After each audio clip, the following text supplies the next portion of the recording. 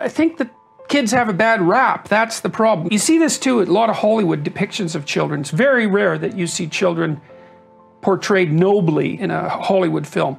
You saw it with Harry Potter.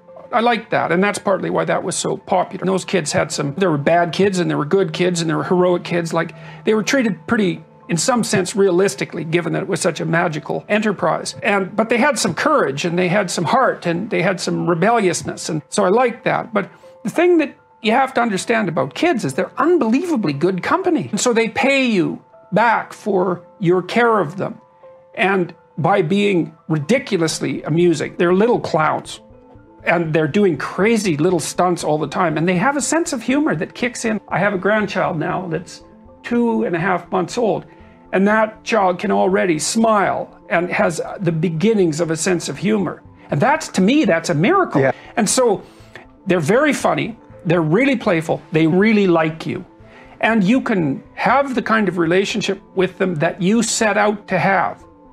And so that's very interesting. Now, and you can also, once I had little kids, I spent a lot more time with them than I did with my friends, say.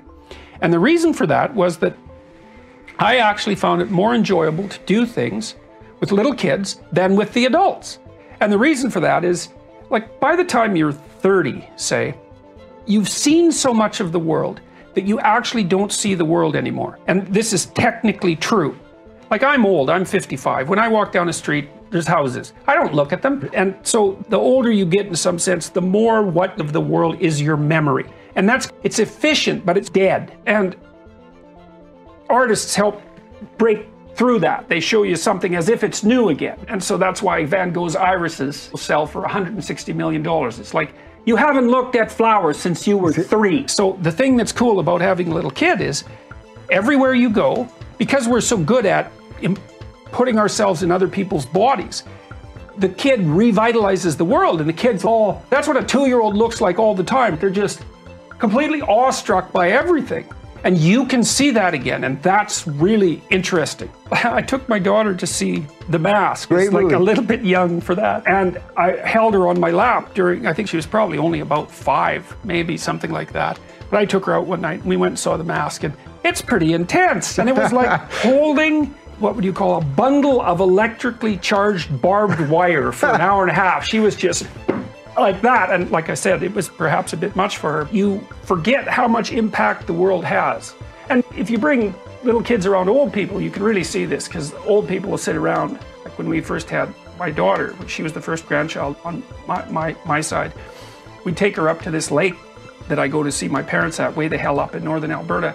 And she was like a little fire. You know how people sit around a fire and look at it, they can't look away? It's because we're all the descendants of the first crazy chimpanzee who couldn't keep his goddamn mitts off the fire. And that's what little kids are like. And the older people just watch them non-stop. And it's partly because they're participating in that renewal of the world, which is, it's like a reintroduction to the unsullied paradise of being, something like that. But it only works if you like your kids. And so there's a disciplinary element that's really important too. And one of the things that modern parents don't understand, and I think this is because of the exceptionally permissive ethos of the 1960s, when we developed this idea that everything that society does to children is bad. And so don't damage your children, like by putting restrictions on them. It's like, that's so wrong that it's almost impossible. It's why people shy away from kids, because they don't understand that you don't have to put up with any you don't have to put up with any unnecessary, unpleasant nonsense from children. It's not necessary. There's also less trust in the structure of the family because the divorce rate has proliferated, and it's hard. There's a woman in our department, in the psychology department, who's Ellison. What's Ellison's last name? She's going to hate me if she ever watches this. She showed that if you interfere with the maternal relationship between rats and their pups, because rat children are called pups, that you can see the detrimental effects of that disruption 3 generations later. Wow. Yeah, you disrupt those early bonds, you disrupt the familial structure, that echoes. It's like an oral tradition in some sense, because being a good mother is not just something that you're taught, it's something that you have in your bones if you were mothered properly. My father was an excellent father, especially when I was a little kid.